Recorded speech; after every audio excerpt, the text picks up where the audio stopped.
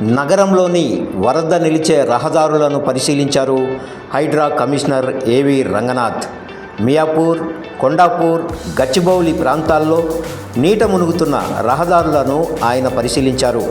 కొత్తగూడ చౌరస్తాలో ఇటీవల వరద నీరు నిలిచిన ఆర్యూబీ పరిశీలించారు. అక్కడ ఆటోమేటిక్ డీ వాటరింగ్ పంపులు పని చేయకపోవడంతో ఆర్యూబీ నీట మునిగిందంటూ అధికారులు తెలియజేశారు. మరమ్మతులు చేయడంతో ఇప్పుడు పని చేస్తున్నాయని, ఎలాంటి ఇబ్బంది లేదని వారు తెలియజేశారు. ఇక్కడ హైడ్రా పంపులు కూడా అందుబాటులో ఉంచి నీరు నిలవకుండా చూడాలని అధికారులను హైడ్రా కమిషనర్ ఆదేశించారు. ట్రాఫిక్ పోలీసులతో హైడ్రా, మన్సూన్ ఎమర్జెన్సీ, డిఆర్ఎఫ్ బృందాలు కలిసి పనిచేయాలని సూచించారు. వరద ముప్పు ప్రాంతాల్లో నిరంతరం సేవలందించే స్టాటిక్ టీంలు ట్రాఫిక్ పోలీసులకు అందుబాటులో ఉండాలి అన్నారు.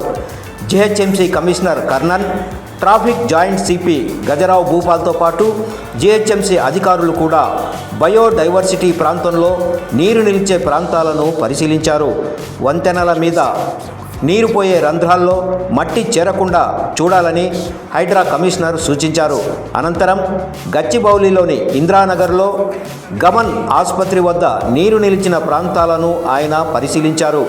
గచ్చిబౌలి ఫైనాన్షియల్ డిస్ట్రిక్ట్ ప్రధాన రహదారి మీదుగా వచ్చిన వరద నీరు వెళ్లేందుకు అవకాశం లేకుండా అక్కడ గతంలో ఉన్న నాలా కబ్జా అవడంతో వరద నీరు గమన్ హాస్పిటల్ లోతట్టు ప్రాంతాలను ముంచుతూ దాంతో స్థానికులు ఫిర్యాదు చేశారు. వెంటనే ఆ వరద నాలాను రివైండ్ చేయాలని కమిషనర్ అధికారులను ఆదేశించారు.